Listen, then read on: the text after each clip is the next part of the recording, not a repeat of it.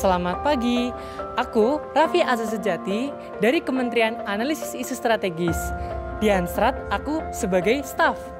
Nah, pada hari ini, Kementerian Analisis Isu Strategis sedang mengadakan adanya diskusi publik dengan tema kekerasan terhadap perempuan dalam sudut pandang viktimologi dan psikologi.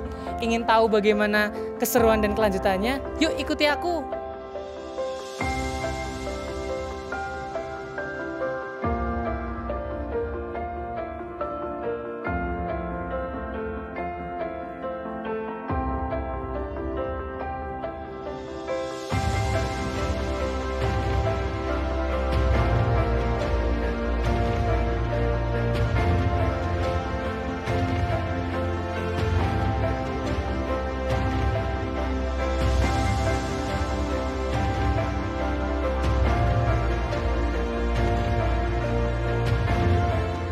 Kayak tokoh Perdana Menteri Inggris yang sangat terkenal, ya, punya julukan Iron Lady gitu ya. Margaret Thatcher itu adalah Perdana Menteri yang paling lama gitu, perempuan, tapi dia memang punya berdaya gitu ya. Atau kalau dari Indonesia gitu ya, kita flashback jauh ke zaman kerajaan gitu.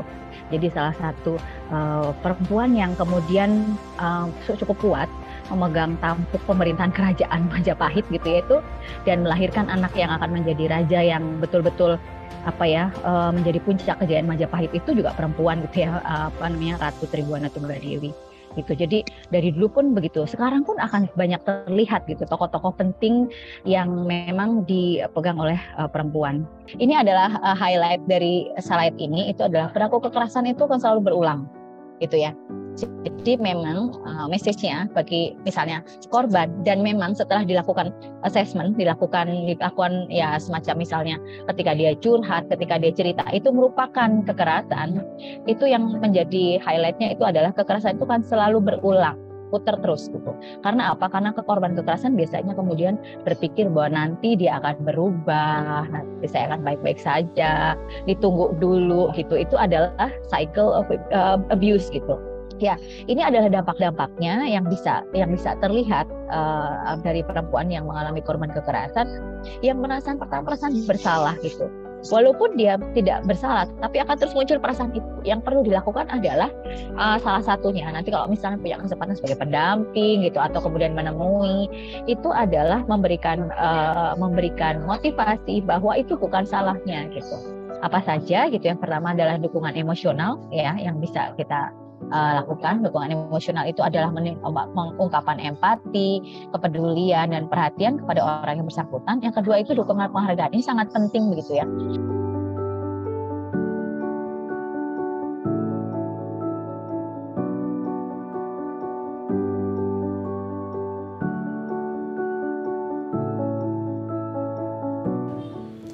Hai teman-teman, nah kali ini aku sudah bersama dengan salah satu dari panitia diskusi publik.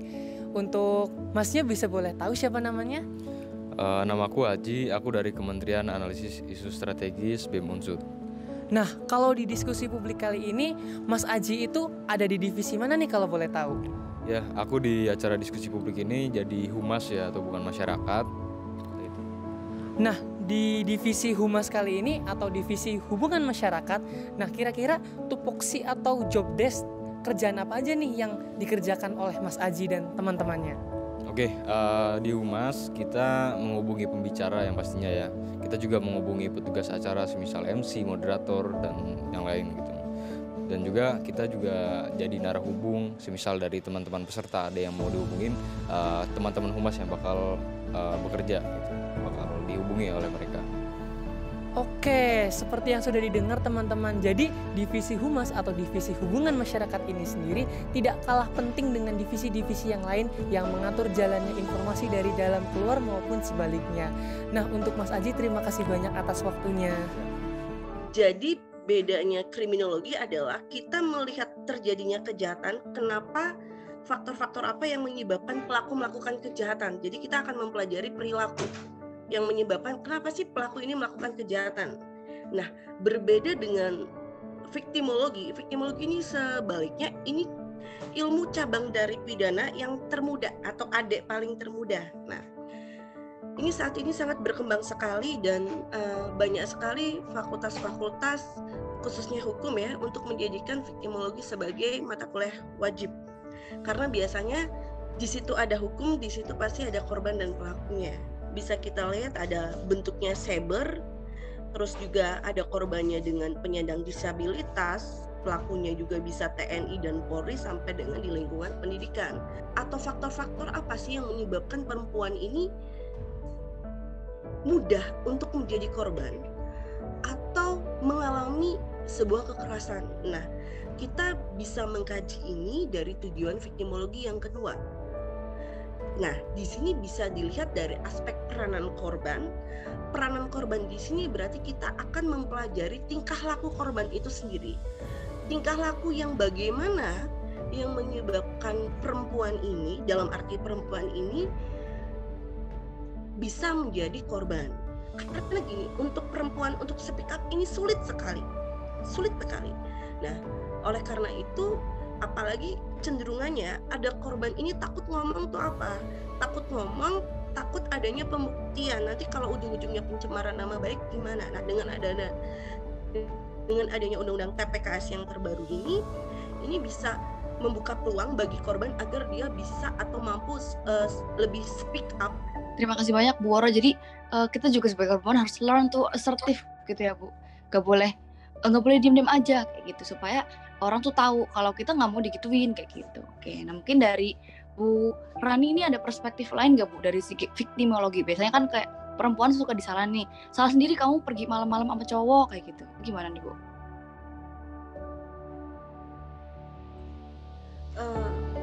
Kalau boleh saya bilang nih, hampir mungkin ya mayoritas, artinya cukup persentasenya cukup besar dalam terjadinya kekerasan seksual.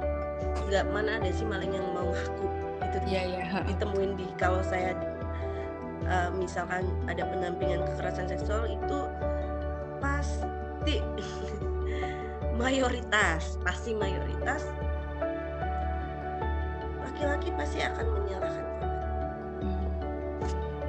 korbannya, dibilang ada peranan, ada kontribusi, dia bahkan sehingga menyampaikan ada kecenderungannya korban menggoda terlebih dahulu. Yang tadi saya bilang ada peranan korban, salah satunya dia bisa agresif terlebih dahulu.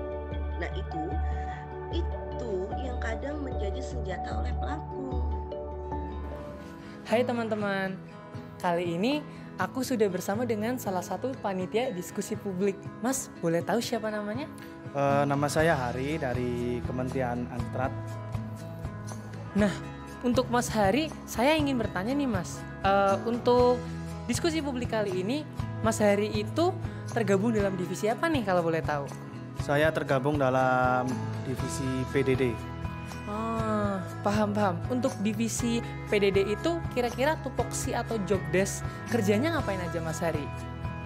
Yang pertama bikin pamflet coming soon, lalu bikin pamflet resminya, bikin virtual backgroundnya. Intinya sih desain gitulah untuk kelancaran acaranya bagaimana. Terus juga live report juga pada saat acara itu berlangsung. Oke, dapat dipahami ya Mas Hari. Jadi tugasnya memang penting untuk dapat mendokumentasikan acara ini dan kelancaran acaranya supaya dapat terjaga dan meningkatkan dari kepeminatan dari masing-masing peserta. Oke Mas Hari, terima kasih banyak atas waktunya. Sama-sama.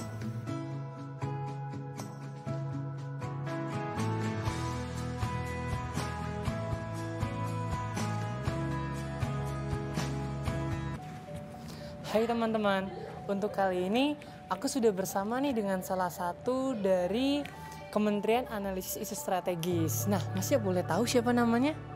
Halo teman-teman semua, perkenalkan aku Rafli sebagai Menteri Analisis Isu Strategis BEM Unsut 2022. Waduh, ketemu menterinya langsung nih. Nah, Mas Rafli, saya mau bertanya nih, kalau di Kementerian Analisis Isu Strategis itu programnya apa aja sih Mas selain dari diskusi publik ini? Oh ya, jadi kalau di Kementerian Analisis Isu Strategis ada dua ya, dibagi ya, sama seperti di BEM Unsut, ada program kerja struktural dan ada program kerja kultural. Untuk program kerja struktural sendiri ada 4. Yang pertama ada diskusi publik ya, yang hari ini kita masuk ke dalam sehari bersama warga kementerian. Kemudian yang kedua ada book talks, yang ketiga ada catatan akhir tahun, dan yang keempat ada opini kita. Dan untuk program kerja kulturalnya ada infografis dan kajian. Gitu. Nah, Mas Rafli, saya telah mendapatkan nih dari program kerja tersebut. Nah, kira-kira apa sih Mas perasaan atau kira-kira ada struggle nggak dalam menjadi menteri di Kementerian Analisis Isu Strategis ini? Struggle, mungkin kendala dan tantangan ya di dalam menjalankan Kementerian Analisis Isu Strategis selama kurang lebih hampir 9 bulan mungkin ya. Sebenarnya tantangannya lebih kepada dalam kementerian kita dituntut untuk mampu memiliki pengetahuan dalam isu-isu yang sedang beredar di masyarakat, dan selain pengetahuan kita juga harus mampu menuliskannya atau menuangkannya ke dalam bentuk tulisan. Dan salah satu yang menjadi kerumitan adalah bervariatifnya sumber daya manusia di Anstrat ya, dan itu juga menjadi tantangan sebenarnya buat kita, bagaimana kita untuk melatih dan bersama-sama buat membuat satu produk di dalam Kementerian Analisis Isu Strategis gitu sih. Nah, Mas Rafli, tadi sudah dijelaskan ya mengenai program kerja apa saja yang ada di Kementerian Analisis Isu Strategis. Nah, kira-kira boleh nggak sih Mas dijelaskan secara singkat?